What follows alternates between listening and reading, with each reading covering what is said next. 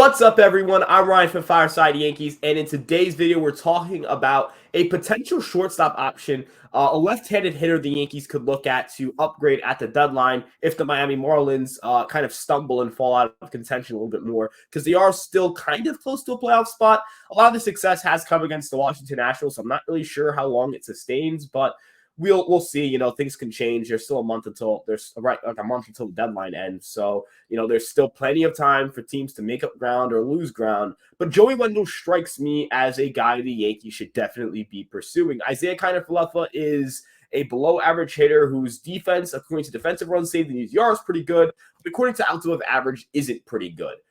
So there are some concerns, and there are plays that if you visually watch him play the shortstop position, there are plays that he can't come up with that he should. And the fact that there's a little bit of a question mark there isn't great, considering he's supposed to be your defensive guy, and he hasn't been the defensive anchor you're looking for.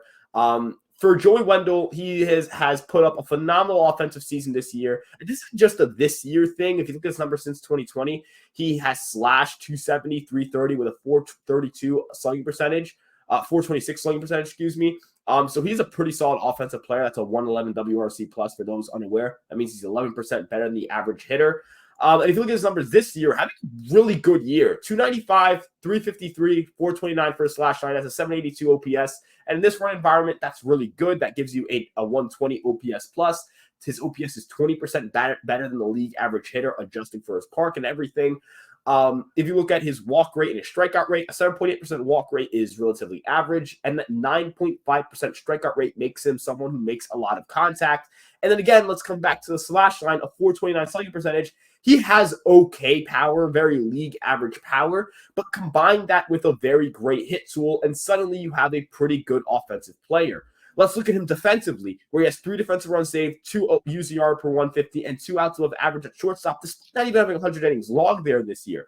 This is a guy who probably puts up a double-digit defensive runs saved and double-digit outs above average if he plays a full season at shortstop. That's an elite defender, and he does so with great versatility, being able to play third base and second base at a pretty high level as well. The offensive versatility, the defensive versatility, you can put him, in the middle of your lineup, you can put him at the bottom of your lineup, you can put him at the top of your lineup, and, depending on who's getting it off there or not, and he can do a job for you.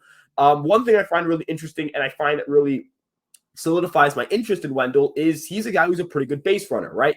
5 stolen bases this year in 34 games. That probably translates to 20-something stolen bases over a full season. He had some injuries that slowed down his ability to play games. He was on the IL for a bit. But now that he's back and fully healthy, there's really no concerns here about what Wendle can bring to the table.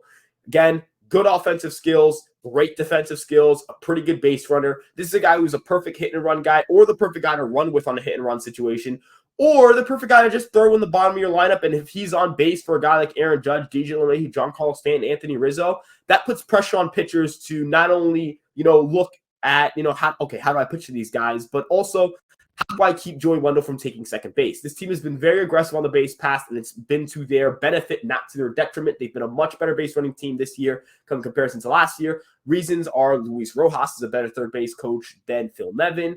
And on top of that, the Yankees have just been more aggressive with stealing bases. They attempt way more stolen bases than any other Yankee team in recent memory. They are just really good at base running. The offensive component, the defensive component, those are things that are really important. I don't think the Yankees are going to go out and get a shortstop who isn't a great defender, because they really want to have that good defense there. And Wendle is a guy who's under control for this year and next year. And a package for Wendle could look something like this: Esteban Florial, Elijah Dunham, and Marcos Cabrera, all going to the Miami Marlins in return for Joey Wendle. Florial, Dunham, and Cabrera are all having strong minor league seasons at different levels. Florial doing it at AAA, Dunham doing it at AA, and Marcos Cabrera doing it with A-ball in Tampa. So these are all 3 guys who have value. These are guys who can have high upsides. These are guys that could potentially be solid major leaguers in their career in exchange for a 1.5 years of a pretty good baseball player. For those wondering if Joey Wendle is he someone who's a fluke? Is he someone who's actually a good baseball player? He is consistently a 3 to 3.5 WAR player if you take his wins above replacement and set it over a larger sample size. And a 3 to 3.5, maybe even 4 win shortstop is really valuable, right? That's super, super valuable to a baseball team.